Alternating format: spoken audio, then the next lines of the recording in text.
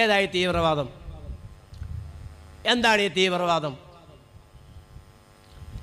ഇവിടെ കുരിശുമാല ഇട്ടവൻ bomb പൊട്ടിച്ചാൽ തീവ്രവാദമാവില്ല.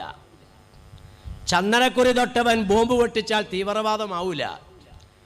കുടുമി വെച്ചവൻ bomb പൊട്ടിച്ചാൽ തീവ്രവാദമാവില്ല. കൃഫാൻ വെച്ചവൻ bomb പൊട്ടിച്ചാൽ തീവ്രവാദമാവില്ല. താടിയും നിസ്കാരത്തയമ്പുമുള്ളവൻ തീവ്രവാദിയാണ്. നമസ്കാരത്തയമ്പും ഫർദായും ഹിജാബുമുള്ളവൾ തീവ്രവാദിനിയാണ്. ഇതല്ലേ ഇന്ന് ലോകത്തിന്റെ ചിത്രം അല്ലേ? അപ്പൊ തീവ്രവാദം അമർച്ച ചെയ്യുക എന്ന് പറഞ്ഞാൽ മുസ്ലിം സമുദായത്തെ ഇല്ലാതാക്കാൻ ഒരുമിച്ച് പോരാടാം. അതാണ് അതിന്റെ നേർക്ക് നേരമായന. രണ്ട് രാഷ്ട്രത്തലവന്മാർ ഒരുമിച്ച് കൂടിയാൽ ആദ്യം വെക്കുന്ന കരാർ ഇതാണ്: തീവ്രവാദം അമർച്ച ചെയ്യാൻ ഒരുമിച്ച് പോരാടാം.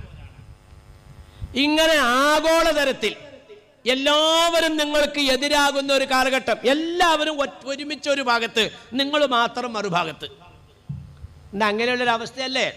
ജൂത, നസാറ, മജൂസികൾ, സിഖുകാർ എന്ന് വേണ്ട ലോകത്തുള്ള മുഴുവൻ മനുഷ്യവിഭാഗങ്ങളും മതവിഭാഗങ്ങളും മുസ്ലിം സമുദായത്തിനെതിരായി.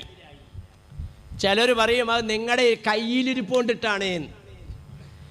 കാക്കാമാരെ, നിങ്ങളുടെ കയ്യിലിരിപ്പോണ്ടിട്ടല്ലേ ബാക്കി എല്ലാവരും നിങ്ങൾക്കെതിരായത്? അല്ലടോ, പിന്നെ ഇവരുടെ കയ്യിലാണ് നീതി, മുസ്ലിമിന്റെ കയ്യിലാണ് സത്യം, മുസ്ലിമിന്റെ ഭാഗത്താണ് ധർമ്മം, മുസ്ലിമിന്റെ ഭാഗത്താണ് യുക്തി, മുസ്ലിമിന്റെ ഭാഗത്താണ് ബുദ്ധി.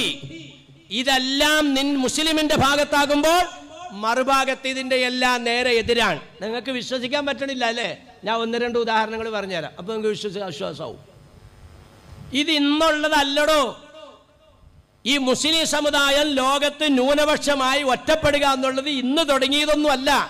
ഇന്ന് അതിന്റെ മൂർധന്യ അവസ്ഥയിലേക്ക് എത്തി നിൽക്കുന്നു എന്ന് മാത്രം. ഇത് മുമ്പേ ഉള്ളതാ.